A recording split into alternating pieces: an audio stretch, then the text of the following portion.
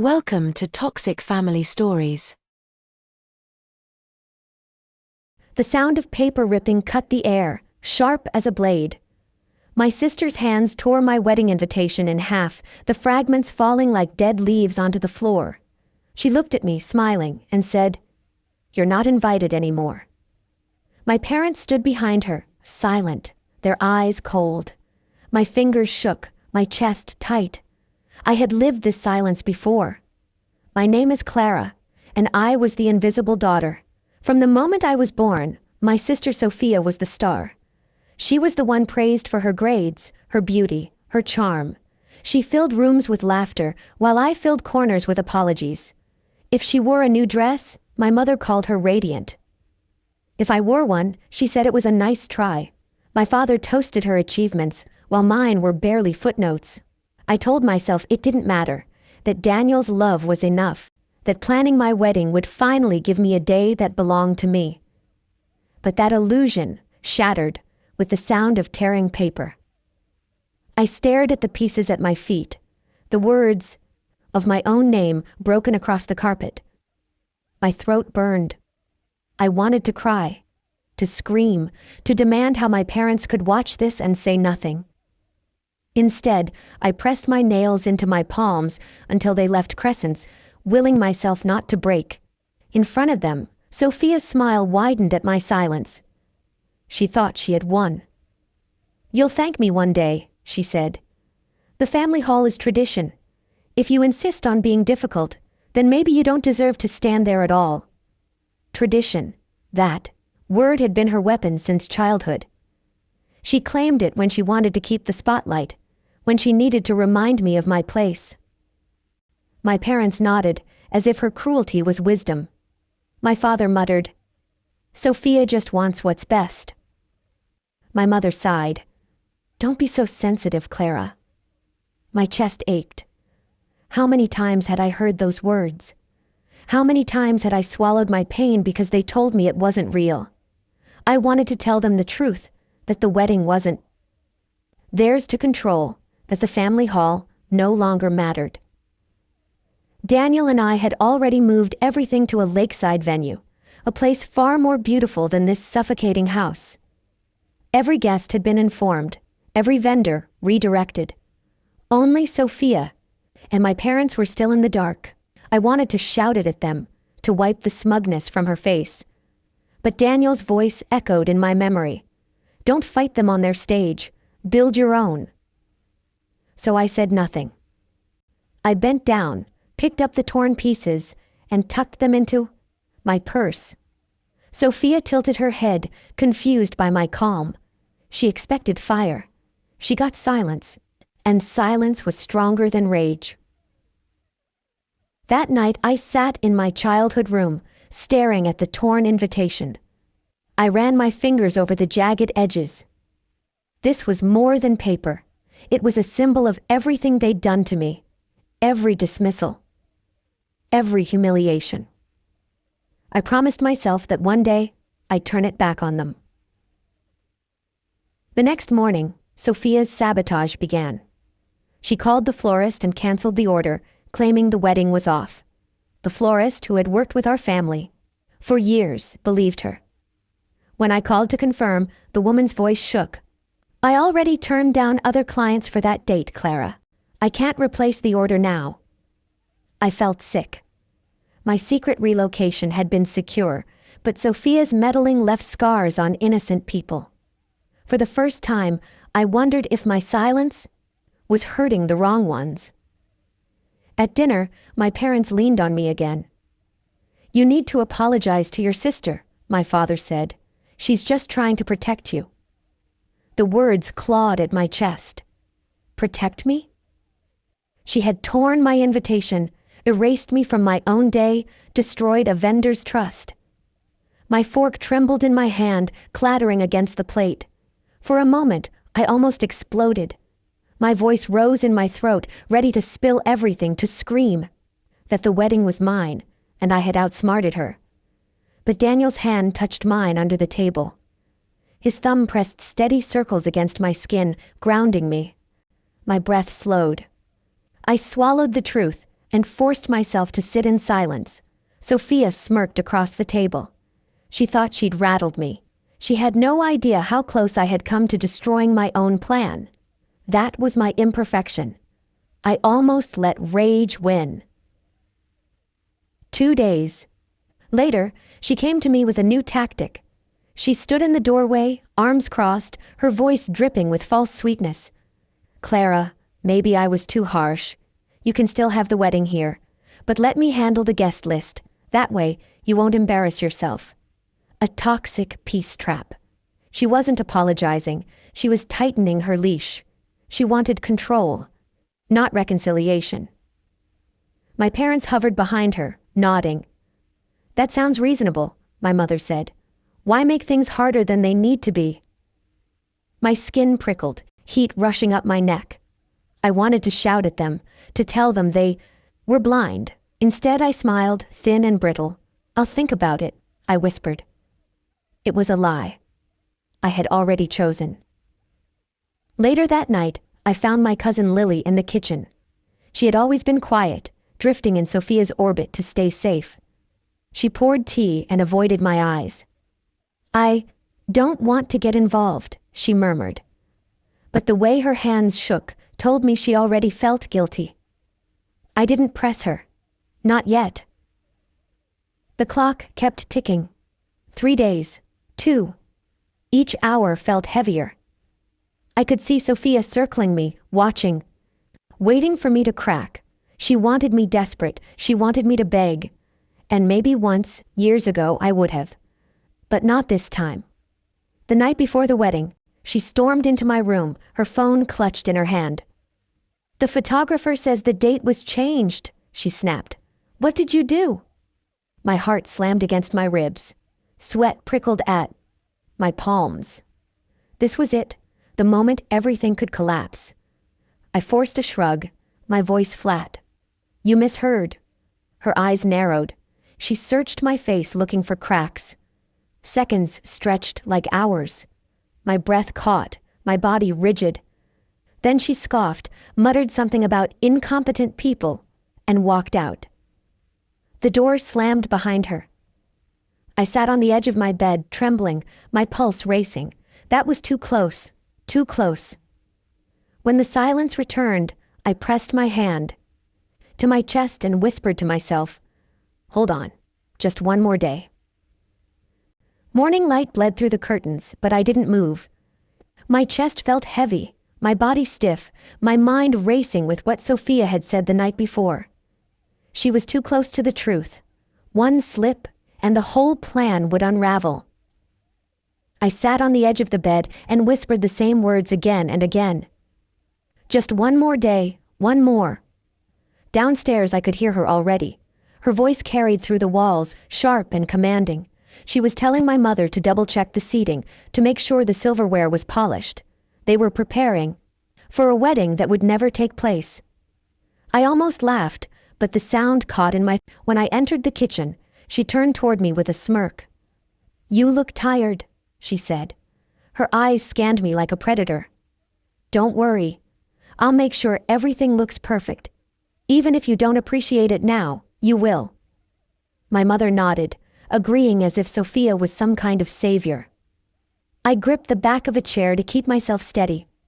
If I opened my mouth, I might tell her everything. And I couldn't. Not yet.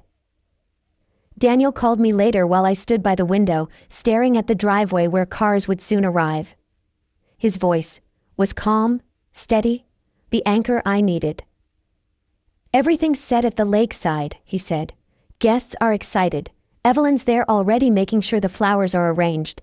You just need to hold it together a little longer." I almost slipped. "Last night," I whispered. My throat was tight. She cornered me about the photographer. If I had stuttered, she would have known. "But you didn't," Daniel said. "You held. You're stronger than you think." His faith in me steadied my hands. Still, fear clung to me like a second skin. Later that afternoon, Cousin Lily found me in the hallway. She looked restless, her fingers tugging at the sleeves of her sweater. "I don't think this is right," she murmured.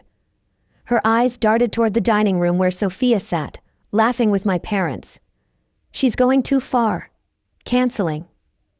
The florist, calling people behind your back. It's cruel. The admission startled me. I studied her carefully. You knew? Her cheeks flushed. I stayed quiet. I didn't want to be in the middle. Her voice broke on the last word, and for a second, I saw myself reflected in her. The silence, the fear of making noise, the desperate hope that if you stayed invisible, you wouldn't be targeted. I touched her arm gently. You don't have to choose now. Just remember what you've seen. She nodded, eyes shimmering, before slipping away. That evening, Sophia staged another performance. She came into my room uninvited, her tone dripping with false kindness. Clara, she said, I know we've fought, but this is still your wedding. I don't want you to look back with regret. If you just admit you were wrong, we can fix this. I'll let you have the ceremony here. I'll even let you pick the dress code. I nearly laughed at the word let. But the truth was, her voice struck something old inside me. I had been conditioned for years to bend, to accept crumbs as generosity. For a heartbeat, I almost gave in. My mind flashed with images. My parents, smiling at her side, their approval warm and complete, their disappointment lifted from me. But then I thought of the Lakeside, of Daniel waiting for me, of the guests who already knew the truth. If I gave in now, all of it would collapse. So I smiled and said, I'll think about it. Her grin was satisfied, and she walked out, certain she had me tethered again. I let her believe it. Silence was sharper than defiance. The night dragged on, thick with unease. I couldn't sleep. My body trembled with anticipation and fear. I paced my room, listening to the old floorboards creak under my weight, repeating Daniel's words like a mantra. We build where she can't reach. At dawn, I heard cars outside. Sophia's voice carried through the hall again. She was giving orders, telling my parents how the ceremony would proceed. My mother fussed over silver candlesticks. My father straightened his tie. They looked like royalty preparing for a banquet. They had no idea they were polishing a stage that would stay empty. I dressed quietly, sliding into my gown without their notice. The fabric clung to me like armor. My heart thundered in my chest. Each step down the stairs felt like walking through quicksand. My parents barely looked at me. They assumed I was finally ready to fall in line, but I didn't walk into the decorated hall. I walked past it, out the front door, into Daniel's car. The drive to the Lakeside felt unreal. My chest rose and fell with shallow breaths, my palms damp against the smooth satin of my dress. Daniel's hand gripped mine firmly. You're almost there, he whispered. When we turned the corner, the sight made my throat tighten. Guests filled the space. Rows of chairs lined the grass. Flowers framed the altar. Music floated over the water. My friends smiled, waving, as we arrived. Aunt Evelyn stood tall at the entrance, her eyes bright with pride. Now they see you, she said softly as I stepped out. The moment I walked onto the grass, everything changed. Laughter replaced the silence I'd grown up with. Applause rose like a wave. For the first time, I wasn't invisible. We moved through the ceremony, each word from the officiant carving a line of freedom into me. And then, during the vows, I noticed Lily in the crowd. She stood with her arms crossed, her gaze fixed on me, her face pale but determined. After the ceremony, she approached me. I stayed quiet too long, she whispered. She doesn't speak for me. She never did. Her voice trembled, but it carried the weight of truth. Tears stung my eyes. For the first time, someone from inside that family had chosen me. Meanwhile, across town, Sophia and my parents sat in the grand hall, waiting. Hours passed, but no one came. Their phones buzzed endlessly. Messages, photos, videos, one after another of me smiling in the sunlight, Daniel kissing my hand, guests cheering, The truth hit them not in silence, but in a flood of images they couldn't control. I later heard that Sophia's mask cracked completely. She screamed, her voice raw, demanding answers, demanding loyalty. My parents sat stunned, staring at their screens as their carefully constructed world fell apart. They had chosen the wrong daughter. Back at the Lakeside, the reception unfolded, like a dream. Music pulsed through the air, food and laughter spread across the tables, friends toasted us with joy. And on a small table near the entrance sat a frame containing the torn invitation. The edges were jagged, the words broken, but under the glass it became something new. Guests stopped to look, whispering about the story behind it. Shame transformed into triumph. I walked past it once, my fingertips brushing the glass. "You wanted me erased," I whispered under my breath. "Instead, I erased your control." Daniel twirled me on the dance floor, laughter bubbling out of me for the first time in weeks. The weight I had carried since childhood began to lift. I didn't need my parents' approval anymore. I didn't need Sophia's crown. I had built my own stage, and it was brighter than anything she could touch. Yet beneath the joy, I felt the quiet power of silence. I hadn't shouted. I hadn't fought on her terms. I had waited, planned, endured. And now, my victory was undeniable. The night air at the Lakeside was cool, almost sharp, carrying the scent of water and flowers. Lanterns swayed gently in the breeze, their glow casting soft circles across the grass. I stood at the edge of the dance floor, watching Daniel laugh with some of our friends, and for the first time in my life, I felt like the center of the story instead of the forgotten shadow. Music rose and fell around me, but beneath it, I could hear the echo of my sister's voice, the hiss of tearing paper, the words that had cut so deep. "You're not invited anymore." That moment haunted me, but it also fueled me, because here I was, not erased, but shining. Guests moved around me, glasses raised, voices filled with joy. Every smile, every laugh, every flash of a camera was proof that I had built something she couldn't touch. I didn't need to say her name. The absence spoke louder than anything. She had orchestrated my humiliation, but the stage she thought was hers stood empty, while mine overflowed with light. Evelyn found me near the frame with the torn invitation. She studied it with a kind of reverence, then turned to me. "You did it," she said softly. "You turned it around." I swallowed hard, my hand brushing the glass. "It still hurts," I admitted. "Even standing here, it still feels like I'm carrying years of being told I wasn't enough." Her eyes softened. "Of course it hurts, but hurt doesn't mean broken. Look at what you've built out of it." I nodded, but inside, the wound still throbbed. I had taken control, but part of me still longed for something I couldn't admit, out loud, for my parents to look at me and finally see me. That craving was the last chain I hadn't broken. Daniel came up behind me, slipping his hand into mine. His touch pulled me back into the present. "They'll never see you," he whispered, reading me as he always did. "But I do. We all do. And that's enough." I leaned against him, letting his words sink in. Enough.